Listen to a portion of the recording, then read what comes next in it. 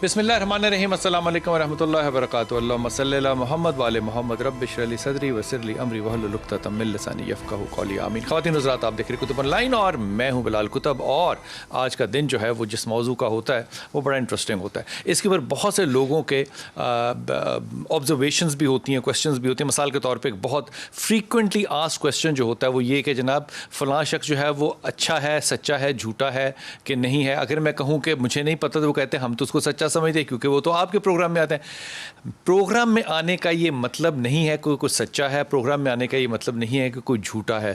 یہ اطلاع کے طور پہ, انفارمیشن کے طور پہ اور پلیٹ فارم کے طور پہ استعمال ہوتی ہے بات. اور پھر میں بار بار یہ بات کہتا ہوں کہ آپ کو اگر کسی سے اپنا علاج روحانی کرانا ہے تو یہ فیصلہ آپ کا ہے. ڈیٹا ہم ضرور پرووائڈ کرتے ہیں اور وہ پوری ذمہ داری سے to the best of ability, لیکن اس کا وہ جو ڈسکلیمر ہوتا ہے نا, میری طرف سے تو پکا 100% ڈسکلیمر ہے کہ آپ نے جس کو بھی کنسلٹ کرنا ہے وہ آپ اپنی ذمہ داری پہ کریں گے. ابھی پچھلے دنوں بہت سی خبریں آئیں جس میں کہ بچوں کی ڈیتھ بھی ہو گئی دم کرنے والوں سے, عاملوں سے. میں ان کو کچھ اور نہیں کہہ سکتا. اس موضوع پہ آج بات کریں گے اور دیکھیں گے کہ اس میں کتنی سچائی اور کتنی حقیقت ہے. ڈاکٹر راغب نعیمی بھائی ہمارے ساتھ ہیں. ڈاکٹر صاحب السلام علیکم, خیریت سے ہیں آپ؟ اور جناب ہمارے ساتھ محمود احمد چشتی صاحب. چشتی صاحب السلام علیکم. وعلیکم السلام. خیریت سے آپ؟ الحمدللہ. اور جناب عبداللہ بابا لائن پر ہوں گے ہمارے ساتھ, اور انشاءاللہ سیف الرحمان صاحب بھی ہمارے ساتھ ہوں گے. ڈاکٹر صاحب سب سے پہلے تو آپ سے ابتدا اس بات کی کر لوں کہ ایک پچھلے دنوں خبر چلی اور بڑی بھیانک خبر تھی. 14 سال کا بچہ جو تھا وہ ماں باپ لے کر گئے, وہ کوئلوں کے اوپر اس کا منہ رکھ کے اس کو دم کیا, پھر اس پہ تیل ڈالا, وہ بچہ 14 سال کا مر گیا اور پھر باپ نے عامل کو معاف بھی کر دیا اور لفظ استعمال کیا اللہ واسطے. اب یہ جو ایک دم کرنے کا انداز تھا, جو طریقہ تھا, ظاہر ہے وہ باپ جس نے اپنے 14 سال کے بچے کی موت کو قبول کر لیا وہ تو اس کو روحانی سمجھتا ہوگا نا. کیسے دم کا اندازہ کیا جاتا ہے کہ یہ انداز ٹھیک ہے دم کرنے کا؟ بسم اللہ الرحمن الرحیم. 2 جملے پہلے اس بات کے اوپر کہ نبی کریم صلی اللہ علیہ وآلہ وسلم کے دور مبارک میں صحابہ کرام دم کیا کرتے تھے. نبی کریم صلی اللہ علیہ وآلہ وسلم کے سامنے ان کے عمل کو پیش کیا گیا اور آپ صلی اللہ علیہ نبی نے سکھایا, نبی نے سکھایا بھی, اسے قبول بھی کیا. بلکہ آل حزم, ایک ابن حزم ان کی اولاد تھی, ان کو پہلے روکا گیا, پھر وہ حاضر خدمت ہوئے, گزارش کی. مسلم شریف میں یہ حدیث مبارکہ ہے. اور پھر نبی کریم صلی اللہ علیہ وسلم نے بچھو کے کانٹے کے دم کی ان کو اجازت دی. تو بچھو کے کانٹے کی, حالانکہ وہ زہر ہے, وہ زہر ہے بچھو کے کانٹے کی. بلکہ مطلب عقل اور شعور سائنس اس کو قبول نہیں کرے گی کہ کاٹے بچھو اور کریں دم اور علاج ہو بھی جائے, اور ایک کا نہیں کئیوں کا. اچھا, پھر ایک قبیلے کی روایت آتی ہے کہ ان کے سردار کو کسی سانپ نے کاٹ لیا اور مسلمانوں کا ایک گروہ وہاں سے گزر رہا تھا, اور ان میں سے ایک شخص جو ہے وہ پھر جاتے ہیں سردار کے پاس. وہاں پہ جا کے جو نبی کریم صلی اللہ علیہ وسلم کے صحابی ہیں اور سانپ کے کانٹے کا وہ دم کرتے ہیں اور قرآن کریم کی آیات سے دم کرتے ہیں, اور وہ اس زہر کو چوستے بھی ہیں اور پھینکتے جاتے ہیں اور تھوکتے بھی ہیں. اس طریقے سے وہ صحت یاب ہو جاتا ہے. اور نبی کریم صلی اللہ علیہ وسلم کے خدمت میں حاضر ہو کے یہ سوال پوچھا جاتا ہے, اس دم کے بدلے میں اتنی بکریاں ملی ہیں تو اس کے بارے میں بتائیے کہ ہمارے لیے جائز ہے کہ یا ناجائز. تو نبی کریم صلی اللہ علیہ وسلم آگے سے ایک جملہ ارشاد فرماتے ہیں, میرا حصہ کدھر ہے. کیا بات ہے, کیا نبی ہے میرا, کیا نبی کریم صلی اللہ علیہ وسلم کا یہ عمل. لوگوں کے وہ منہ بند کر دیے جو کہتے ہیں کہ پیسے لینے والا جو ہے مولوی یا مفتی یا دم کرنے والا وہ سچا نہیں ہے. اچھا, اب یہ تو بات ہو گئی کہ دم جو ہے اس کی حیثیت ہے. اب ہم نے دیکھنا ہے کہ ڈاکٹر صاحب ایک سیکنڈ, ڈاکٹر صاحب اس کا مطلب جو پیسے نہیں لے رہا وہ سنت میں نہیں ہے. وہ سنت میں نہیں ہے. نبی کریم صلی اللہ علیہ وسلم نے خود جی اگر کہیں پر دم فرمایا ہے تو آپ نے خود پیسے نہیں لیے ہیں. ٹھیک. میں رسول کی بات کہہ رہا ہوں کہ رسول اللہ صلی اللہ علیہ وسلم نے جو بات کہہ دی بکریوں کی, وہ ان لوگوں کے لیے ایک رزق کا, معاش کا ذریعہ کھول دیا. لیکن 100% اس کو معاش کا ذریعہ نہیں بنانا چاہیے. ٹھیک ہے, معاش کا ذریعہ وہی ہونا چاہیے جو عام روٹین میں بندوں کے ہوتے ہیں. افراد معاش کا ذریعہ دم کرنے کے لیے قرآن استعمال ہوگا, قرآن کی آیات پڑھی جائیں گی. من القرآن ما هو شفاء و رحمہ. قرآن کریم کی آیت مبارکہ ہے. قرآن کریم میں جو کچھ ہم نے نازل کیا ہے یہ شفا بھی ہے, رحمت بھی ہے. سورہ فاتحہ کو سورہ شفا بھی کہا جاتا ہے. اور معوذتین, جادو کے حوالے سے دم اور جادو کے حوالے سے اس کا تعویذ بنا کے دیا جاتا ہے، تو اس کا معنی یہ ہے کہ قرآن کریم کی آیات مبارکہ دم کی حیثیت رکھتی ہیں۔ ٹھیک ہوگی بات۔ عبداللہ آپ میرے ساتھ ہیں۔ عبداللہ بابا یہ بتائیے کہ ہم جب قرآن کی آیات کے ساتھ دم کرتے ہیں تو ہم بنیادی طور پہ قرآن کی آیات کی تلاوت کر رہے ہیں، تو ہم اس کو دم کرنا کیوں کہتے ہیں؟ تلاوت سادہ یوں کیوں نہیں کہہ سکتے کہ قرآن حکیم پڑھیے تو اللہ تعالیٰ شفا کرے گا؟ دم اس میں کیا چیز ہے؟ اعوذ باللہ من الشیطان الرجیم، بسم اللہ الرحمن الرحیم۔ دیکھیے بات یہ ہے کہ قرآن تو سراسر شفا و رحمت ہے۔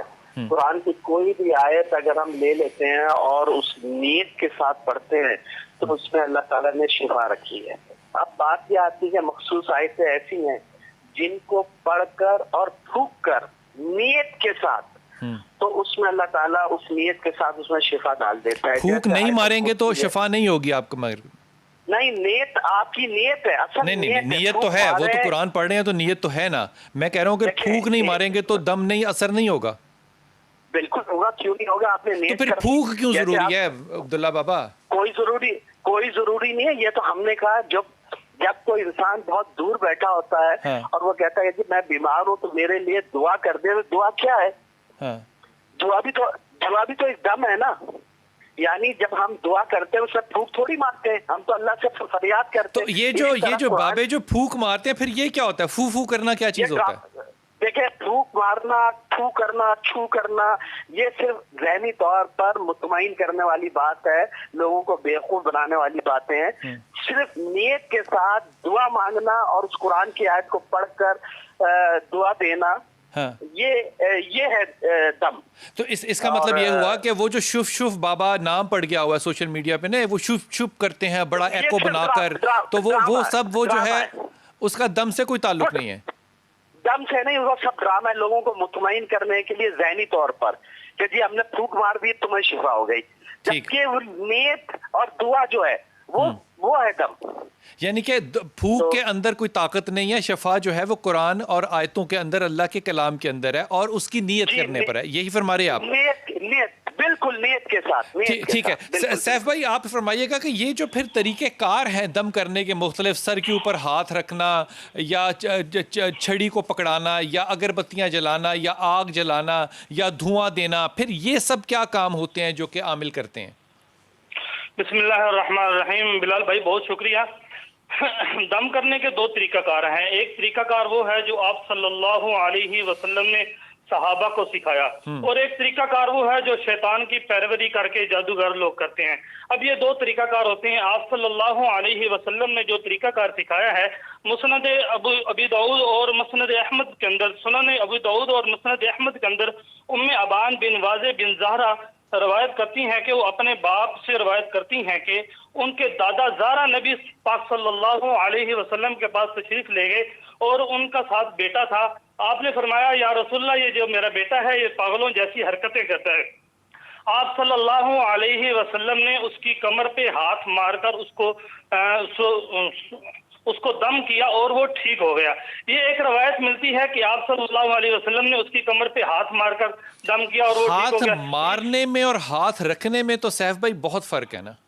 جی ہاتھ مارنا اور ہاتھ لیکن اس میں یہ ہے کہ آپ نے ہاتھ مار کر دم کیا۔ اور دوسری جگہ میں سنن احمد میں ہے، یالا بن مرہ کہتے ہیں کہ ہم سفر اچھا پہ صاحب جا بھائی، رہے میں تھے۔ اس بات کو نا، میں بڑے ادب کے ساتھ اور میں توبہ کے ساتھ اور معافی کے ساتھ، علماء کرام میرے ساتھ بیٹھے ہیں، میں اس بات کو جب منسوب کروں گا نا اپنے نبی کے ساتھ تو مجھے تھوڑا سا دھچکا میرے دل کو اور علم کو لگے گا، کیونکہ میں نے حدیث کی کتاب کو پڑھا۔ یہ مزاج نبی کے مجھے مخالف لگتی ہے بات، اللہ مجھے معاف کرے اگر میں غلط ہوں تو، ورنہ پھر اس روایت کو لوگ مارنے پہ لے آئیں گے، پھر وہ عورت اور مرد کا بھی احترام نہیں کریں گے اور وہ مارنا جو ہے وہ دم کا حصہ بنا لیں گے۔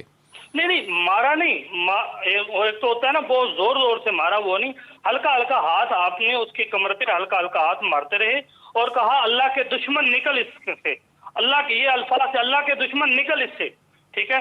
تو اس کے بعد دوسری روایت ہے مسند احمد میں، یعلا بن مرہ کہتے ہیں کہ آپ صلی اللہ علیہ وسلم کے ساتھ سفر میں جا رہے تھے، ایک عورت تھی، اس نے کہا یا رسول اللہ یہ میرا بچہ ہے، یہ عجیب عجیب حرکات کرتا ہے۔ اچھا سیف بھائی، یہ یجری کا مجری کا جو دم کرتے ہوئے پڑھتے ہیں اور آپ ہی سے سنا تھا ہم نے، یہ یجری کا مجری کا والا دم کون سا ہے؟ نہیں، یجری کا مجری کا دم نہیں ہے، یہ حدیث کے الفاظ ہیں. اس کا معنی یہ ہے کہ جسم کے اندر شیطان اس طرح چلتا ہے جیسے خون چلتا ہے. یہ دم نہیں ہے، یہ دم نہیں ہے، یہ دم نہیں ہے، یہ حدیث کے الفاظ ہیں. یجری کا مجری کا دم، جسم کے اندر ایسے شیطان چلتا ہے جیسے خون چلتا ہے. ٹھیک. حضور اقدس دم کے طریقوں پہ پہلے بتا دیں کہ دم کے طریقے کون سے جائز اور کون سے ناجائز ہیں. میرا جو اختلاف تھا وہ میں نے پیش کر دیا، اگر میں غلط ہوں تو اللہ معاف کرے. بالکل ٹھیک ہے. اب میں نعیمی صاحب سے گفتگو کو ابتدا کرتا ہوں کہ وہ جو آل حتم والی روایت سنائی کہ وہ نبی کریم صلی اللہ علیہ وسلم کی بارگاہ میں حاضر ہوئے کہ یا رسول اللہ ہم بچھو کے کانٹے کا دم کیا کرتے تھے لیکن آپ نے منع فرما دیا. تو پھر آپ نے ارشاد فرمایا لاؤ اپنے منتروں کو میرے سامنے پیش کرو. لا باس بالرقا ما لم تکن فیہ شرکن. اس دم میں کوئی حرج نہیں جس کے اندر شرک موجود نہ ہو. اس کا مطلب عین ممکن ہے. یہ میں سوال کر رہا ہوں کہ وہ پہلے جو دم پڑھ رہے ہوں اسلام لانے سے پہلے، صحابی بننے سے پہلے، تب وہ کوئی اور چیز پڑھ رہے ہوں تو آپ نے منع فرما دیا. یہ ممکن ہو سکتا ہے؟ ممکن ہے، بالکل. وہ کرتے ہی ایسا تھے. ٹھیک. اور اب رہا سوال کہ جس میں شرک نہیں ہے پھر وہ کیا جا سکتا ہے. اب اگلی بات کہ جی کیا دم کا طریقہ نبی کریم صلی اللہ علیہ وآلہ وسلم کی حیات طیبہ کے اندر کوئی بھی ایسا طریقہ موجود نہیں ہے اس زمانے میں بھی، عصر حاضر میں بھی، کہ جس کے اندر آپ نے کسی پر کوئی تشدد کیا ہو، کسی کو جو ہے وہ شدت اختیار کی ہو. یہ جو ابھی سیف بھائی فرمایا وہ وہی روایت ہے کہ آپ نے فرمایا کہ اخرج عدو اللہ، کہ باہر نکلو اللہ کے دشمن. یہ روایت ہے. ایک اور روایت ہے اس میں صرف آپ نے حکم دیا ہے. اور رہا سوال پھونک کا، یہ ایک جو ہے ابہام والا معاملہ ہے، کیونکہ نیت کا اگر پھونک سے تعلق ہے تو کوئی شخص نیت کر کے پھونک مار دے تو اس میں بھی تاثیر پیدا ہو جاتی، روح بھی پھونکی گئی ہے. اور پھونک جو ہے سامری نے بھی اپنے بچڑے کے اندر پھونک ہی ماری تھی. تو یہ جو پھونک ہے نا، یہ صرف یہ وہ والی پھونک ہے جو منہ سے نکالتے ہیں. جی میں اسی کی بات کر رہا ہوں. اس لیے اس میں نیت، اس کا مطلب یہ نہیں ہے، یہ پھونک کا مطلب یہ نہیں ہے کہ پھونک دیا گیا، یعنی کہ ٹرانسفر کر دیا گیا. یہ پھونک ٹرانسفر ہی ہے نا. پھونک کے اندر پڑنے والی کی نیت کا یہ تو ہم ہوا دے رہے ہیں نا، تو یہ ہوا کے اندر تاثیرات ٹرانسفر کرنا اور ایک اور چیز ٹرانسفر جو ہوتا ہے اس کے لیے اس کا مطلب ہونا ضروری. جو وہ ساری تاثیر ہے قرآن حکیم کی آیات کی وہ میرے منہ کے ہواڑ میں آ گئی. نہیں، وہ ساری تاثیرات آپ کی روح کے اندر ہے. ایک چیز آپ پڑھ رہے ہیں، ایک میں پڑھ رہا ہوں، پروفیشنلی بات کر رہا ہوں. آپ کے پڑھنے اور میرے پڑھنے میں بڑا فرق ہے. وہی قرآن صحابہ پڑھتے تھے، وہی قرآن ہم پڑھتے ہیں. اور انس بن مالک پڑھتے ہیں تو مجنون ٹھیک ہو جاتا ہے. میں اور آپ پڑھتے ہیں، مجنون کو کچھ بھی نہیں ہوتا. وہی روایت کہ ایک مجنون کو اللہ کے نبی کریم صلی اللہ علیہ وسلم اور انس بن مالک جا رہے تھے، ایک مجنون آیا، انس بن مالک نے اسے دم کر دیا، وہ ٹھیک ہو گیا. پوچھا ہے اس کے پیچھے نیت ہے، دو چیزیں، یا کلام ہے؟ قرآن بھی ہے، روحانیت بھی ہے، نیت بھی ہے. تو چشتی صاحب تاثیر کس میں ہے؟ تاثیر تینوں کے مرکے کا نام تاثیر ہے. حضور آپ اس پہ رائے دیجئے. دیکھیے جو دم کے لیے لفظ استعمال ہوتا ہے نا اس کو کہتے ہیں رقیہ. را پہ پیش ہے، کاف ساکن ہے، یا پہ زبر ہے اور آخر میں تا ہے اور تا پہ پھر پیش ہے. رقیہ کا عربی زبان میں معنی ہے دم، درود، دم، جھاڑ پھونک. درود نہیں، دم جھاڑ پھونک. دم جھاڑ پھونک. نبی کریم صلی اللہ علیہ وآلہ وسلم نے جہاں پر بھی رقہ، رقیہ یا استرقا کے لفظ استعمال کیے ہیں حدیث مبارکہ میں، وہاں پہ یہی معنی مراد لیا جاتا ہے دم جھاڑ پھونک. اس کا دم جھاڑ پھونک کر دو. جھاڑ کا مطلب ہمارے ہاں جو عرف میں لیا جاتا ہے کسی چیز کو جھاڑ دینا، کپڑے جھاڑ دینا. ٹھیک ہے. اور پھونک کا مطلب وہی ہے اپنے منہ سے سانس کو باہر نکالنا، کسی کے اوپر اپنی اندر کی ہوا کو باہر نکال کے پھینکنا. حضرت عائشہ صدیقہ عفیفہ رضی اللہ تعالی عنہا نبی کریم صلی اللہ علیہ وآلہ وسلم پر آخری ایام میں معوذتین پڑھ کر پھونکا کرتی تھی.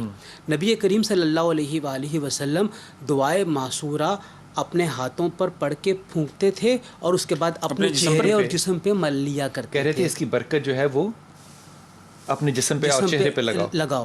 اچھا، اب اس کا مطلب یہ ہے کہ جس طرح حضرت نے فرمایا نیت کے بعد دعائے معصورہ، قرآن کریم کے جو بھی الفاظ ہیں اور اس کے ساتھ پھونک، یہ تین چیزوں کا مرکب، اور ان تین چیزوں کو ٹرانسفر کرنا ہے ہاتھ کے ذریعے سے دوسرے کے اوپر. ٹھیک ہو گیا. یہ وہ عمل ہے، یہ وہ عمل دم ہے جو نبی کریم صلی اللہ علیہ وآلہ وسلم سے بھی مروی ہے، صحابہ کرام سے بھی مروی ہے. ٹھیک. یہ طریقہ کار ہوتا تھا دم کرنے کا. ٹھیک. اب ہمارے ہاں دم کرنا 100% بلکہ 200% پروفیشنلزم میں آ گیا ہے. جو دم کرنے والا ہے کیا وہ دم کرتے وقت آیات قرآنیہ کی تلاوت کرتا ہے یا کچھ اور پڑھتا ہے، یا نیت کیا رکھتا یا ہے، نیت کیا رکھتا ہے. اور ہم تو صرف ایک چیز دیکھتے ہیں، آج کا دم کرنے والی کی نیت دم کروانے والے کی جیب پر ہوتی ہے. اس بات پہ میں وقفہ لوں گا، واپس آتے وقفے کے بعد.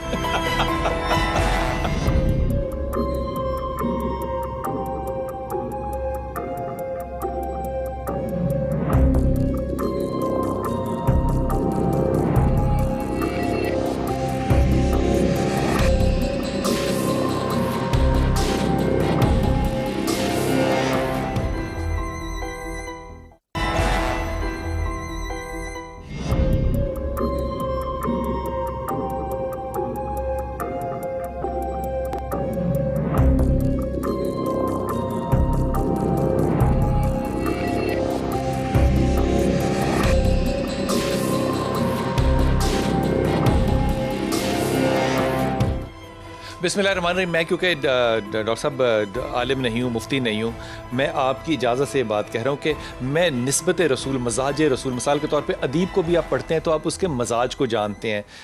میں آپ کو جانتا ہوں تو آپ کے مزاج کو جانتا ہوں. اسی طرح جب حدیث پڑھنے والا کوئی شخص ہوتا ہے تو وہ نبی کے اور صحابہ کے مزاج کو پہچانتا ہے. میں صرف اس حوالے سے، علم کے حوالے سے نہیں، اس حوالے سے کہہ رہا ہوں کہ نبی کے ساتھ لفظ مارنا جو ہے، وہ جوڑنا جو ہے، کیونکہ وہ چھڑی جس کو پیٹ پہ لگائی تھی وہ ماری نہیں تھی، اس نے آخر میں آ کے بدلہ لیا تھا. اور کیا مطلب کیا مثال ہے، وہ چیز نہیں صحابہ چھوڑتے. تو میرے خیال میں اس بات کا، کیونکہ پھر مس لیڈ بہت زیادہ ہو سکتا ہے کہ پکڑ کے مارنا اور یہ کرنا، پھر اس کو ہم سنت کو پھیلا سکتے ہیں. اس لیے صرف میں نے یہ بات ریکارڈ کرائی.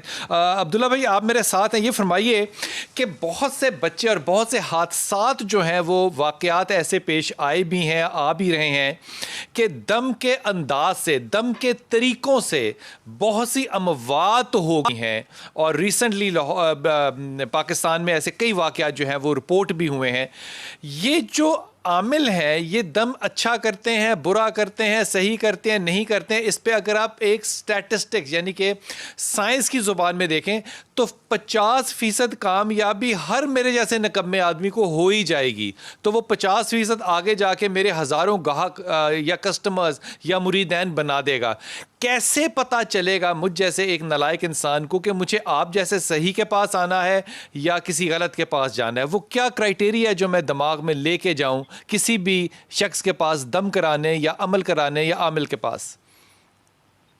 بلال بھائی بات یہ ہے کہ جب ہم اپنے کسی بچے کو اسکول میں داخل کرانے کے لیے لے کے جاتے ہیں تو سب سے پہلے اسکول سے متعلق پتہ کرتے ہیں کہ یہ اسکول کیسا ہے، اس کے ٹیچر کیسے ہیں. یہی بات ذرا عامل پہ لگائیے گا، عامل کا کیسے پتہ کرنا ہے؟ بالکل میں وہی بتا رہا ہوں، بالکل بتا رہا ہوں، تھوڑا سا موقع دیتے ہیں. جی. اسی طرح جب ہم ڈاکٹر کے لیے جاتے ہیں تو ڈاکٹر کا بھی پتہ کرتے ہیں، ڈاکٹر اچھا ہے برا ہے، یا ہاسپٹل اچھا ہے برا ہے، یا دوائیاں اچھی ملتی ہیں. ہم جب ان کے متعلق انکوائری کر کے جاتے ہیں تو پھر ایک نہیں ڈاکٹر کی انکوائری نہیں ہوتی عبداللہ بھائی. ڈاکٹر کا آپ دیکھتے ہیں کہ اس نے FRCS کیا ہوا ہے، FRCP کیا ہوا ہے، یہ کنگ ایڈورڈ کا ہے، سروسز کا ہے، کہاں کا. اگر وہ چائنا کا ہے تو میں نہیں جاؤں گا، اگر وہ مڈل ایسٹ سے پڑھا ہوا ہے تو میں نہیں جاؤں گا. لیکن عامل کی کوالیفیکیشن کون سی ہے جس کو میں نے دیکھ کر جانا ہے؟ کوالیفیکیشن کا اس کا تعلق جو ہے اس کے رہن سہن سے، اس کے لباس سے، اس کے حلیے سے. مثال دیجیے گا، مثال کے مطلب وہ فیز 5 میں رہ رہا ہو تو اچھا ہے یا وہ لالو کھیت میں رہ رہا ہو تو اچھا ہے؟ کیسے فیصلہ ہوگا؟ نہیں، لالو کھیت اور کا تعلق نہیں ہے، بلکہ وہ اپنے ارد گرد کا ماحول اس کا کیسا ہے. کیسا ہوگا؟ کچھ تھوڑی سی تعلیم کیجیے، کیسا ہوگا؟ دیکھیں، جب کوئی آدمی جس سوچ کا تعلق رکھتا ہے وہ اپنے ارد گرد ماحول بھی ویسا بناتا ہے اور وہ دوست بھی ویسے بناتا ہے. اگر ایک اچھا آدمی ہے تو وہ شرابی کو اپنے قریب کبھی بھی نہیں لائے گا، وہ نیک آدمی کو. تو شرابی کو تبلیغ کون کرے گا؟ نہیں، بات یہ ہے کہ ایک انسان کی شخصیت تو بتائے گی نا کہ یہ شخص جو ہے 5 وقت کا نمازی ہے نہیں ہے، تہجد ہے نہیں ہے، یہ صلاۃ و سلام کا پابند ہے نہیں ہے. اس کا مطلب تو یہ ہوا کہ دنیا میں جتنے بھی مفتی اکرام ہیں وہ تمام کے تمام عاملین ہیں، کیونکہ وہی نماز زیادہ پڑھتے ہیں، وہی تہجد پڑھتے ہیں، وہی اذانیں دیتے ہیں. نہیں نہیں نہیں نہیں نہیں، بات نماز کی نہیں ہے، بات اس کے کردار کی ہے کہ اس کا کردار کیا ہے. دیکھیں ایک مومن ہے، نماز تو وہ پڑھے گا. عبداللہ بھائی میں تو آپ سے دیکھیے نا، کردار کی جو آپ بات فرما رہے ہیں یہ تو میں جج کرنے کی صلاحیت ہی نہیں رکھتا نا. میں کسی کے دل کے اندر تو جھانک ہی نہیں سکتا. میں تو دنیاوی حقائق کی بات کر رہا ہوں. مجھے کن حقائق کو دیکھ کے ڈھونڈنا ہے کہ یہ عامل سچا ہے یا جھوٹا ہے. آپ نے فرمایا جگہ کیسے دیکھوں، آپ نے کہا ریپوٹیشن کیسے پتا کروں، کوئی کوالیفیکیشن نہیں ہے. جب کوئی شخص عامل کسی بھی بزرگ جو ہے وہ کسی بھی شخص کو تشدد کر کے علاج کرتا ہے تو تشدد تو دین اسلام کے اندر ہے ہی نہیں. اچھا. کا طریقہ کار جو ہے دھونی دینا نہیں، لیکن وہ تشدد اگر نہ کر رہا ہو، صرف چھو کر رہا ہو تو وہ بھی تو ٹھیک ضروری نہیں ہے نا کہ وہ بھی ٹھیک ہو. دیکھیں چھو کر رہا ہے تو چھو کرنے کا انداز بھی تو طریقہ کار سے تعلق رکھتا ہے نا کہ وہ. عبداللہ بھائی ہمارے پاس دو ٹوک بات نہیں ہے کوئی بتانے کے لیے لوگوں کو کہ کون سچا اور کون جھوٹا عامل ہوتا ہے. کوئی کرائٹیریا ہے؟ اس کے بالکل ہے، لیکن اس کا لباس، اس کا کردار، اس کا انداز. عبداللہ بھائی آپ یہ بات کہہ کے نا بات کو تھوڑا سا ادھر ادھر لے گئے ہیں. میں پھر آپ کے پاس آؤں گا. سیف بھائی مجھے آپ اس بات کا جواب دیجئے، کیسے پتا چلے گا سچے اور جھوٹے عامل کا؟ امام احمد کے پاس ایک شخص آیا کہ فلاں آدمی کے گھر میں بچے ہے، اس کو نا جنات تنگ کرتے ہیں، عورت ہے اس کو جنات تنگ کرتے ہیں. امام احمد ابن حنبل نے اس کی طرف جوتے بھیجے اور فرمایا کہ اس کو کہو کہ یہ جوتے کھانے ہیں یا چھوڑ کے جانا. اس نے کہا نہیں، ہمیں یہ بات منظور ہے کہ ہم چلے جاتے ہیں. جب امام احمد کا انتقال ہوا تو وہ پھر جن واپس آ گیا، اس لڑکی کو تنگ کرنے لگا تو ان کے شاگرد کو بلایا گیا. ان کے شاگرد نے وہی جوتے لے کر گیا، کہا یہ جوتے کھانے ہیں، چلے جاؤ گے. انہوں نے فرمایا کہ امام احمد کی ہم نے بات مانی تھی کیونکہ وہ اتباع سنت پر چلتے تھے، لہذا ہم آپ کی بات نہیں مانیں گے. اتباع سنت جو ہے ایک آدمی کے اوپر جب لاگو ہوگی، جب پتہ چلے گا کہ یہ اتباع سنت ہے پر چلتا ہے تو پھر اس پر یہ یقین کیا جائے گا. یعنی کہ آپ یہ فرما رہے ہیں کہ ہر عامل جو ہے وہ اپیرنٹلی دیکھنے میں، بھالنے میں مکمل ایسا مسلمان ہوگا کہ سنت دیکھنے میں نظر آتی ہو، کیونکہ دل کے حالات تو میں نہیں دیکھ سکتا. ہم نے تو حلیہ جو ہے وہ دیکھنے والا حلیہ ہمیں بتایا گیا کہ اس کا ظاہری حلیہ جو ہے وہ چیک کیا جائے. کیسے؟ مثال کے طور پہ مثال دیجئے، ظاہری حلیہ کیسے ہے؟ مثال دیجئے. جی میں بتاؤں، اتباع سنت کا وہ پابند ہو، پھر اس کے بعد مثال جی میں وہ دوسری بات بھی ساتھ سن لینا. اتباع سنت کا وہ پابند ہو، اس کے چہرے پہ داڑھی ہو، لباس اس کا سنت کے مطابق ہو، اس کا چہرہ سنت کے مطابق ہو. پھر اس کے بعد وہ جو دم کرتا ہے وہ جو دم کرتا ہے اس کا دم سمجھ آتا ہو اور وہ پتہ چلتا ہو. سیف بھائی اب میں آپ کی بات کو دل و جان سے صحیح مان لوں، اس کا مطلب سعودی عرب میں، مڈل ایسٹ میں، کیونکہ وہ ہماری طرح کی داڑھی نہیں رکھتے، وہاں پہ کوئی شخص دم نہیں کر سکتا؟ جی وہاں پہ جو دم کرتے ہیں، افریقہ میں کوئی دم نہیں کر سکتا. وہاں پر جو دم کرنے کے لیے بیٹھے ہوئے لوگ ہیں وہ سب اتباع سنت پر ہیں اور وہ داڑیاں رکھ کر بیٹھے ہوئے ہیں، پہلی بات. اور دوسری بات میری بات، حضور آپ کیسی بات کر رہے ہیں؟ آپ یا گئے نہیں یا میں نہیں گیا کبھی وہاں پہ. آپ کیسی بات کرتے ہیں؟ میری بات تھوڑی سی کمپلیٹ ہونے دیں. جی اتباع سنت کا پابند ہو اور وہ جو چیز پڑھ رہا ہے. سیف بھائی افریقہ میں سنت کا اختیار کرنا مختلف ہے، سب کانٹیننٹ میں مختلف ہے، سعودی عربیہ میں مختلف ہے. میں کیسے فیصلہ کروں گا کہ وہ سنت پہ کیسے ہے؟ ڈاکٹر صاحب پلیز. آپ نے نا چیز کو بڑا متشکک کر دیا ہے. جی میں کوشش کرتا ہوں کہ اس شک کا جو ہے وہ ہم ختم کریں.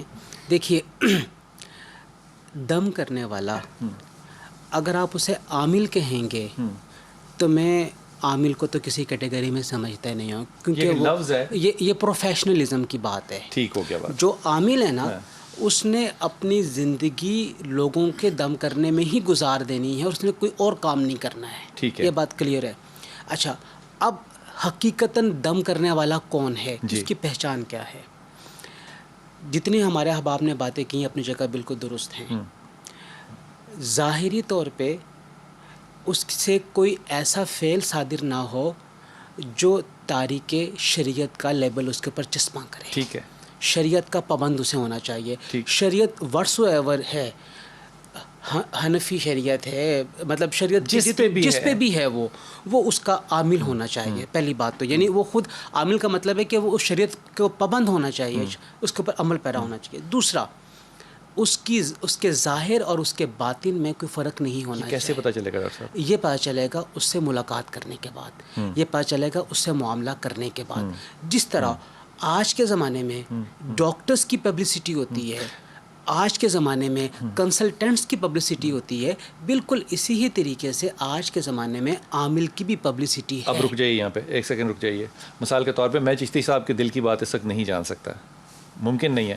لاہور کے اندر میں آپ کو بہت سے ایسے ڈاکٹروں کی مثال دے سکتا ہوں جو کہ بالکل ہی میری طرح کے نالائق تھے, لیکن ان کی عمارتیں جو ہیں وہ لاہور کی مشہور ترین سڑکوں پہ آباد ہیں, کیونکہ انہوں نے ہر بیماری کا علاج جو تھا وہ ناک کان اور گلا بتایا, چاہے کسی کو پیٹ کا کینسر تھا, ناک کان گلا کی بیماری. یہ معاملہ جو ہے یہ کیسے چیک کیا جائے گا کہ وہ اندر اور باہر ایک ہے؟ ایک چیز اور ہم یہ دیکھیں گے, اس کی تربیت کس کے ہاں ہوئی ہے, کس خانقاہ میں بیٹھ کے اس نے تربیت حاصل کی ہے, اس نے دم کہاں سے کرنا سیکھا ہے, دم کرنے کے لیے اس نے کتنا وقت خانقاہ کے اندر گزارا ہے, کس کی خانقاہ کے بغیر نہیں ہو سکتا.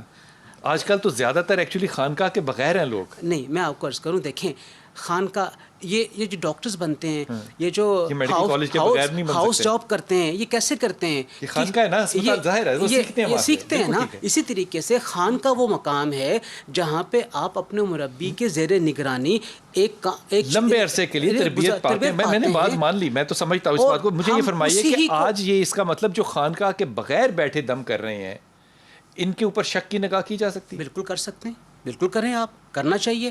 اور جو آپ نے شروع میں بات کی نا سائنس کی, وہ اسٹیٹسٹکس کا ایک کلیہ ہے, ایک رول ہے پروبیبلٹی کا. جی, law of probability. Law of probability. Law of probability کے تحت آپ کے پاس 100 مریض آئیں گے نا, آپ ان کو دم کریں 40-50% ٹھیک ہو کے جائیں گے. یہ نیچرل ہے. تو آپ کی مارکیٹنگ ہے, آپ کی مارکیٹنگ ہے, اور وہی 40% آپ کی مارکیٹ کریں گے. اس لیے آپ نے صرف اس کو چیک نہیں کرنا ہے, آپ نے یہ بھی دیکھنا ہے کہ اس کا تسلسل کہاں پہ ہے, کس طریقے سے وہ چل رہا ہے. ڈاکٹر صاحب نے نا, چشتی صاحب, ایک بڑی اچھی بات جو ہے نا وہ پکڑا دی نا, جیسے کہتے ہیں کہ پتنگ کا ہم نے ڈور کا سرا پکڑ لیا, اب ہم دیکھتے ہیں کہ اس کو اڑانا کیسے ہے. خانقاہ آپ کی تربیت گاہ ہوتی ہے جہاں سے آپ کو پتہ چلتا ہے. وہ کوئی اگر مجھے بتائے گا کہ میں اس خانقاہ سے ہوں اور میں نے یہاں پہ اپنے استاد محترم کے ساتھ 20 سال لگائے ہیں, تو ظاہر ہے مجھے اس کی MA پاس ہونے سے اتنی کنسرن نہیں ہوگی جتنی مجھے یہ کنسرن ہوگی کہ وہ کس خانقاہ سے ہے.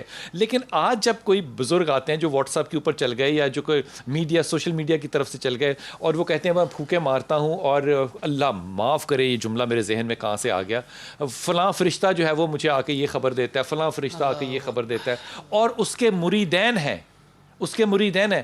تو میں کون ہوتا ہوں جب اس کی اتنی پاپولیرٹی ہے, اس کے لاکھوں کروڑوں میں مریدین ہیں, تو میں کون ہوتا ہوں یہ جج کرنے والا کہ اس کے دل کے اور باہر کے حالات کیسے ہیں؟ اس کے لیے قرآن موجود جو ہے.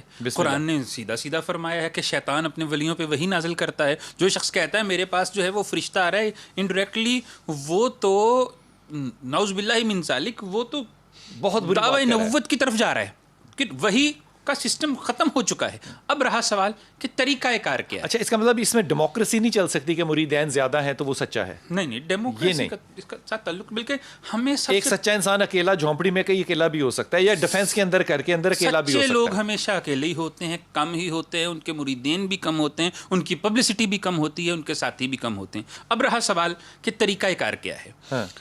دیکھیں, کوئی جتنا مرضی پبلسٹی والا عالم ہو, عامل ہو, پیر ہو, بابا ہو, اس کے لیے صرف ایک ہی کرائیٹیریا ہے کہ اس کے دم کرنے کا طریقہ کار کیا شریعت کے مطابق ہے. اگر کہتے ہیں ایٹماسفیئر وہ تو کریٹ کیا جا سکتا ہے, لیکن جو طریقہ اگربتیاں لگا لینا, اندھیرا رکھنا, فرشوں پہ بیٹھنا, اور اس کے لیے داڑھی فرض نہیں ہے, یہ بھی میں آج آپ کو بتا دوں. اس کے لیے داڑھی فرض نہیں ہے دم کے لیے. اچھا, کیا فرض ہے؟ اس کے لیے ضروری یہ ہے کہ وہ شریعت کے مطابق دم کر رہا ہے کہ نہیں کر رہا. ٹھیک, دم کا طریقہ شریعت کے مطابق ہے تو وہ بغیر داڑھی والا بھی کر رہا ہے تو دم بڑی ذمہ داری سے بات کہہ رہے ہیں آپ. یہ میں بڑی ذمہ داری سے کر رہا ہوں, کیونکہ اس نے قرآن پڑھنا ہے, اس نے اللہ کے نبی کی بتائی ہوئی دعائیں پڑھنی ہیں, موعظات پڑھنے ہیں. لیکن اگر کوئی شخص داڑھی رکھ کے بھی غیر شرعی طریقے سے دم کر رہا ہے تو وہ فیک ہے. یہ بات سمجھ میں آ گئی. وقفے پہ جاؤں گا, واپس آؤں گا. یہ دو جو اصول ہیں نا, اس کو آپ ڈور کی طرح سے پکڑ لیں. ایک بات تو یہ کہ جو ہمارے ہاں درس گاہیں ہیں, خانقاہیں ہیں, ان کے دامن کو اگر نہیں پکڑا ہوا اور واٹس ایپ کے دامن کو پکڑا ہوا ہے تو واٹس ایپ تو وہ خانقاہ نہیں ہے. دوسری بات یہ کہ وہ عامل جس کو ہم کہتے ہیں بنیادی طور پہ وہ عالم ہے، جس کو کہ ہم نے شاید بگاڑ کے کچھ اور لفظ دے دیے، وہ قرآن کا عالم ہو اور قرآن کو پڑھ کے شریعت اور سنت کے مطابق دم کرے. واپس آئیے پتہ کریں گے تو پھر وہ جو ماحول پیدا کیا جاتا ہے اس کی اہمیت کتنی ہے.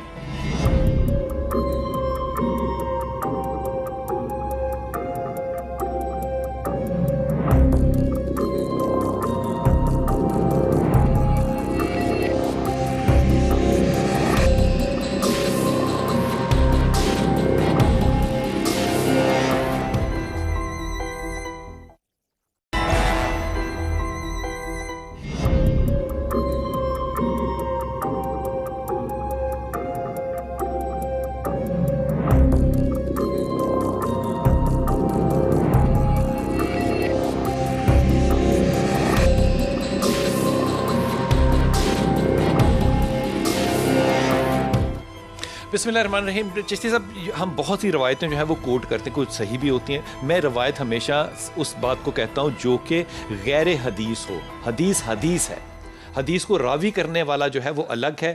روایتیں عام ہم لٹریچر کے اندر لیتے ہیں، اس لیے بہت سی روایتیں ایسی کرتے ہیں جن کے پاس ہماری سند نہیں ہوتی. مثال کے طور پہ امام احمد بن حنبل جو ہیں یہ بہت بڑے امام ہیں، بہت بڑے امام ہیں، اور ان کا کردار اور ان کی جو ساخت ہے وہ انتہائی عاجز ہے. لیکن میں ان سے یہ ایکسپیکٹیشن نہیں کرتا، میں معافی کے ساتھ کہہ رہا ہوں، اللہ سے معافی کے ساتھ کہہ رہا ہوں، کہ وہ یہ کہیں کہ میرے جوتے لے جاؤ، یہ جوتے جو ہیں یہ چلے جائیں، یہ کھانے ہیں کہ وہ کھانے. یہ انداز امام نہیں ہے، یہ من گھڑت روایت ہے. دیکھیے اگر ہم یہ انداز امام نہیں ہے. یہی تک وہ آپ شروع میں ایک بات کر رہے تھے مزاج کی، یہ مزاج احمد بن حنبل نہیں ہے. ٹھیک ہے، ہم اکثر بیان کرتے ہیں یہ ساری حدیثیں، ساری روایتیں ہم نے البانی کے طرز نظر سے دیکھنی ہیں. ٹھیک ہے، میری ایک سوال ہے، مسکراہٹ دیکھ رہے ہیں نا، ٹھیک ہے، کہ اگر ہم حرز ابو دجانہ کی بات کرتے ہیں تو وہ ضعیف ہے، اگر ہم حضرت عمر کی بات کرتے ہیں وہ بھی ضعیف ہے، جہاں پہ قلم امام جو ہے وہ علی کے ہاتھ میں آتا ہے وہ بھی ضعیف ہے، تو امام حضرت احمد بن حنبل والی روایت وہ درست ہے. یہ طریقہ کار نہیں درست. ہمیں پہلے مزاج کو سمجھنا پڑے گا، پھر اسناد کو سمجھنا پڑے گا، پھر روایت کے تواتر کو. یہ علم عاملوں کے پاس نہیں، عالموں کے پاس ہے. کیا بات ہے کہ وہ جو حدیث پڑھاتے ہیں وہ روایت بیان کرتے ہیں، اس کی اتھینٹسٹی دیکھتے ہیں کہ کون سا راوی ثقہ ہے، کون سا غیر ثقہ ہے. ہم اردو میں ترجمہ پڑھ کے لوگوں کو کہہ دیتے ہیں کہ یہ ٹھیک ہے، یہ غلط ہے. یہ طریقہ نہیں. بلکہ بڑی احتیاط یہاں تک عالم لوگ جو مفتی صاحبان جو ہیں وہ کرتے ہیں، وہ کہتے ہیں کہ جناب میں اس کا متن نہیں پیش کر رہا، میں اپنے گمان سے یہ بات کہہ رہا ہوں، یا اس کا مفہوم بیان کر رہا ہوں. یہ بڑی احتیاط کی بات ہے. تو ڈاکٹر صاحب آپ اس بات کو سمجھیں گے صحیح کہ جب ہم واقعات کو، ان معاملات کو سمجھتے ہیں تو مزاج استاد اس میں بڑا اہم ہے. بہت اہم ہے. استاد کے مزاج سے ہی طالب علم تیار ہوتا ہے، اور وہی طالب علم معاشرے میں تشدد یا امن کا پرچارک بنتا ہے. خوبصورت بات، کیا خوبصورت بات کر دی آپ نے، خوبصورت بات کر دی. جو سمجھ کسی کو نہیں آنی، بات بڑی خوبصورت ہے، لیکن ہم نے نہیں سمجھنا، ہم نے بھی منت مانی ہوئی ہے کئی. ڈاکٹر صاحب یہ فرمائیے کہ کیا اجازت استاد ضروری ہے دم کرنے کے لیے؟ استاد کا ہاتھ کمر پہ ہوتا ہے. اس کا مراد سمجھا دیں. اس کا مراد یہ ہے استاد کی نظر کانفیڈنس آپ میں ہونا چاہیے. استاد کی نظر میں وہ طالب علم رہتا ہے، کیونکہ جب بھی مشکل پڑھنی ہے اس نے استاد کے پاس آنا ہے. کیا بات اور ہے. استاد نے پھر اس کا حل تلاش کر کے اس کو دینا ہے. کیا بات ہے. اور استاد سے چلا گیا، نظروں میں رہا ہی نہیں ہے. جب کبھی آئے گا استاد کہے گا تو کون تھے، میں کون. ٹھیک ہے. تو اس لیے وہ جو کنیکٹیوٹی ہے نا وہ رہنی چاہیے. دیکھیے جو دین کا علم ہے اس میں کنیکٹیوٹی انتہائی اہم ہے. واہ. قرآن کریم کی تلاوت کی سند ہوتی ہے کہ میں نے فلاں قاری سے سیکھا، اس نے فلاں قاری سے سیکھا، اور اس نے نبی کریم صلی اللہ علیہ وسلم سے. حدیث کی سند ہے، فقہ کی سند ہے، حتیٰ کہ حجت اللہ البالغہ کی سند ہے کہ میں نے یہ فلاں استاد سے پڑھی اور انہوں نے شاہ ولی اللہ سے حجت اللہ البالغہ پڑھی. سوشل ڈسٹنس کی قید نہ ہوتی تو میں آپ کے ہاتھ چومتا. خدا کی قسم کمال خوبصورت بات کی. عبداللہ بابا آپ کی طرف آ رہا ہوں. عبداللہ بابا یہ جو عام طور پہ ہم لفظ سنتے ہیں، جب مثال کے طور پہ میں کسی عامل کے پاس جاتا ہوں، وہ کچھ کرتا ہے اور مجھے اس سے میرا سر درد مثال کے طور پہ ٹھیک ہو جاتا ہے، میں کہتا ہوں بابا جی آپ نے کیا پڑھا؟ وہ کہتے ہیں مجھے اجازت نہیں ہے بتانے کی. آخر قرآن پڑھتے ہیں تو قرآن پڑھنے اور بتانے کی اجازت سے کیا مطلب ہوتا ہے؟ دیکھیں جی بات کیا ہے کہ وہ یہ جو جملہ اختیار کرتا ہے سے اجازت نہیں ہے وہ جھوٹ بولتا ہے. اچھا, وہ بتانا نہیں چاہتا وہ الفاظ جو وہ پڑھ کے دم کرتا ہے تاکہ میری تو جو ہے ہی جھوٹا اس کا دم کیسے سچا ہے؟ دیکھیں بات ادھر جھوٹ کی نہیں ہے, اپنی بات کو چھپانے کی ہے. اچھا, اس نے یہ نہیں کہا, اس نے کہا کہ مجھے اجازت نہیں ہے, اپنی طرف سے اس نے جھوٹ بول دیا. جی, وہ بتانا نہیں چاہتا کہ میں اوروں کو وہ فائدہ دینا نہیں چاہتا تاکہ میرے اس کلام کو جو میں پڑھ کے پھونکتا ہوں اوروں تک نہ پہنچ جائے. تو بخیل تو اللہ اور اللہ کے رسول کو اچھا ہی نہیں لگتا نا. بالکل بخل تو نہیں اچھا لگتا ہے, اور بخیل ہے, بالکل بخیل ہے. اور وہ اپنی جو اس کے پاس جو اللہ تعالیٰ نے ایک کلام اس کے پاس ہے جس سے پڑھ کے وہ دم کر رہا ہے, وہ بتانا نہیں چاہتا بس, اور کوئی وجہ نہیں ہے. اجازت یہ سب ڈھونگ ہے. اچھا, اجازت کا قطعاً نہیں ہے. بالکل. ایک جی اس کے اوپر صرف ایک جملہ, دو جملے. دیکھیے, ہر دم کی ایک زکوٰۃ بھی ہوتی ہے.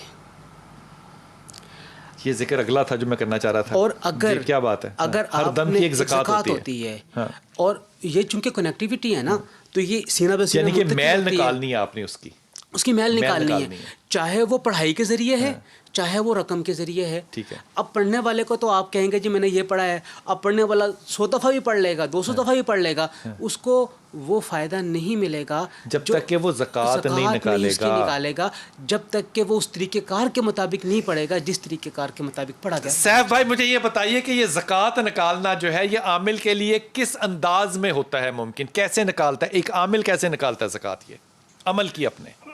جی میرے بھائی, زکوٰۃ اس طرح ہی ہوتی ہے کہ ایک آیت کو بار بار پڑھنا, اس کی ایک مقدار ہوتی ہے, 1100 مرتبہ پڑھنا, 1000 مرتبہ پڑھنا, جتنی مثلا کہ ہم نے ایک روایت ہے جس طرح کہ میں نے اپنے استادوں سے سیکھا, انہوں نے اپنے استادوں سے سیکھا, جس طرح میرے استادوں نے کیا وہ اسی طرح ہی میں کروں گا, اور ان کے استادوں نے جس طرح کیا اور ان کے استادوں نے جس طرح کی ایک روایت چلتی آ رہی ہے, اس روایت کے مطابق یہ اس کی زکوٰۃ پڑھائی کے مطابق ہوتی ہے, اس کو پڑھنا ہوتا ہے, اور جتنا زیادہ اس کو پڑھا جائے گا اتنی زیادہ اس کی زکوٰۃ نکلے گی. زکوٰۃ میں یہاں تک بھی ہوتا ہے کہ آپ کا کسی اور جنس کے ساتھ ملاقات بھی نہیں ہونی چاہیے. تنہائی کا بھی اس میں آتا ہے کہ آپ اتنے دیر تک بالکل تنہا اس کام کو کریں گے. مثال کے طور پہ حزب البہر کا وظیفہ ہے, 3 دنوں میں ایک مخصوص تعداد میں ایک خاص مہینے میں پڑھ کے اس کے وظیفے کو مکمل کیا جاتا ہے, اور پھر روزانہ کی بنیاد کے اوپر عصر کے بعد یا مغرب کے بعد جس طریقہ کار کے مطابق بتایا جائے گا اس طریقہ کار کے مطابق اس حزب البہر کے وظیفے کو پڑھا جائے, تو پھر اس کا جو عامل ہوتا ہے وہ جو دعا کرتا ہے اللہ تعالیٰ اس میں شفا یابی عطا. کیا بات ہے, کیا بات ہے, بڑی بڑی علمی اور بڑی اعلیٰ بات کی. سیف بھائی یہ ممکن ہوتا ہے کہ دم کرنے کے لیے ہاتھ لگانا, چھڑی لگانا, سر پہ ہاتھ رکھنا, کپڑے کو پکڑنا, کوئی بھی چیز یہ ضروری ہوتا ہے کیا؟ نہیں, یہ ضروری نہیں ہے کہ دم کرنے کے لیے یہ چیز ضروری نہیں ہے. دم کرنے کے لیے آپ کا کلام جو کلام اللہ آپ پڑھ رہے ہیں اس کی آواز کا ہونا ضروری ہے, تاکہ ایک تو پتہ چلے کہ آپ پڑھ کے آ رہے ہیں, اور دوسرا وہ جو آپ پڑھ رہے ہیں وہ اس کا سن لینا ہی کافی ہے. اس کا سن لینا ہی کافی, یعنی کہ جو شخص سننے کی صلاحیت نہیں رکھتا اس پہ دم نہیں ہو سکتا. جی, جو سننے کی صلاحیت ہی نہیں رکھتا, جو بہرا ہے, اس پہ دم نہیں ہوگا. جو سننے کی صلاحیت نہیں رکھتا تو اس کے لیے دیکھیں وہ سننے کی بے شک صلاحیت نہیں رکھتا, لیکن آپ کا جو الفاظ ہیں, جو کلام ہے, وہ تو اس کے بدن پہ اثر کر رہے ہیں نا. ٹھیک ٹھیک ٹھیک ٹھیک. اچھا, وہ جو آپ پڑھتے ہیں کلام اور اس سے کپڑا چھوٹا اور بڑا ہو جاتا ہے ناپنے میں, وہ چیک کرنے کا طریقہ کار ہے, وہ تو چیک کرنے کا طریقہ کار ہے. وہ تو کپڑا چھوٹا بڑا ہو جاتا ہے, یا پانی پلا کر پانی دم کر کے پلایا جائے, کڑوا یا پھیکا ہو جاتا ہے. صاحب بھائی پڑھتے تو قرآن حکیم ہی ہے نا؟ جی بالکل, قرآن کی آیتیں پڑھنے سے کپڑا چھوٹا بڑا ہو جاتا ہے. جی, یہ چیک کرنے کا ایک طریقہ کار ہے, ہم نے اپنے استادوں سے سیکھا, انہوں نے اپنے استادوں سے سیکھا. یہ چلتا چلتا تو حضرت علی رضی اللہ تعالی عنہ تک یہ جاتی ہے روایت کہ کپڑا چھوٹا بڑا ہو جاتا ہے. جی, چھوٹا بڑا ہو جاتا ہے. اچھا, جب ہم کہتے ہیں کہ ہم نے قرآن حکیم پڑھنا ہے, بابا عبداللہ آپ کی طرف آ رہا ہوں یہ بات لیتے ہوئے, بالکل آخری لمحات ہیں, جب ہم دم کرتے ہیں کسی کے اوپر تو پڑھنے والے کو یہ کیسے پتہ چلتا ہے کہ یہ اثر ہو گیا یا نہیں, یا مریض سے پوچھا جائے گا؟ جی بالکل, جب وہ دم کرتا ہے تو اس کے بعد وہ مریض سے ضرور پوچھے کہ تمہیں آرام ملا, تمہیں سکون ملا. ذہنی طور پہ تیار کرنے کے لیے وہ کہتا ہے جی آپ کو فائدہ ہو گیا اور 100% فائدہ ہو گیا. یہ طریقہ بالکل غلط ہے. آپ دم کریں, اس کے بعد مریض سے پوچھیں کہ آپ کو فائدہ ہوا. مریض اس بات کی شہادت دے گا جی مجھے سکون ملا اور مجھے آرام ملا. یہ ہے صحیح طریقہ. آپ ذہنی طور پر اس کو نفسیاتی بنا دیتے ہیں جی 100% فائدہ ہو گیا، آپ بالکل صحیح ہو گئے، آپ گھر چلے جائیں آپ کے اوپر جن چلا گیا۔ عبداللہ بابا جلدی سے بتائیے گا، کوئی ایسی بیماری ہے جو دم سے ٹھیک نہ ہو سکتی ہو؟ بالکل نہیں، ہر دم سے اللہ تعالیٰ نے قرآن میں کہہ دیا کہ قرآن مکمل شفا اور رحمت نہیں، وہ ہے۔ قرآن شفا ہے، میں تو دم کی بات کر رہا ہوں۔ بالکل قرآن سے ہی دم ہے نا، قرآن کے قرآن سے الفاظوں ہی سے دم دم ہے۔ ہے نا۔ سیف بھائی آپ فرمائیے، کوئی ایسی بیماری ہے جو دم سے ٹھیک نہیں ہو سکتی؟ ہر بیماری دم سے ٹھیک ہو سکتی ہے، لیکن کہ دم کرنے والا جو ہے اس کا توکل اللہ پر ہو اور وہ ٹھیک ہو۔ اگر دم کرنے والا ٹھیک نہیں ہے تو اس سے پھر کوئی بیماری بھی ٹھیک نہیں ہو سکتی۔ بڑی اچھی بات، کوئی اس پہ جس بیماری کو اللہ تعالیٰ ٹھیک کرنا چاہے گا وہ دم سے ٹھیک ہو جائے بس گی۔ یہی جس بات کو میں سوشل کہنا چاہتا ڈسٹنس نے مروا دیا، ہاتھ چومتا ہے اللہ جس کو شفا دینا چاہے گا شفا دینا، جس کو کیا اللہ خوبصورت بات شفا ہے۔ یہ دینا فرق ہوتا ہے عامل میں اور عالم میں۔ اللہ تعالیٰ آپ کو خوش رکھے، بہت شکریہ۔ صرف ایک بات عرض کروں، یہ جو سارا کا سارا ایک انڈسٹری ہے، اس کے پیچھے اگر تو آپ کو ماحول کے اندر خوف اور نوسٹیلجیا نظر آئے تو آپ وہاں پہ احتیاط کیجئے۔ اگر بتیوں کا تعلق ان سے نہیں ہے، ماحول کا، کم روشنی کا ان سے تعلق نہیں ہے، جہاں پہ مکس گیدرنگ ہو، میں اس کو قابل قبول نہیں سمجھتا کہ جہاں پہ سنت رسول نہ پریکٹس ہو رہی ہو وہاں پہ دم کی پریکٹس کیسے ہو سکتی ہے۔ جہاں بھی جائیں، جب بھی جائیں، خدا کے واسطے ایک کرائٹیریا ضرور رکھیے کہ سیرت اور سنت رسول کو اپنے دل اور دماغ میں رکھ کے جائیے گا، کیونکہ یہ فیصلہ کرنا جو ہے یہ ایک عالم کا کام ہے۔ عامل جو ہے وہ آپ کا چیک اور بیلنس کا محتاج ہے۔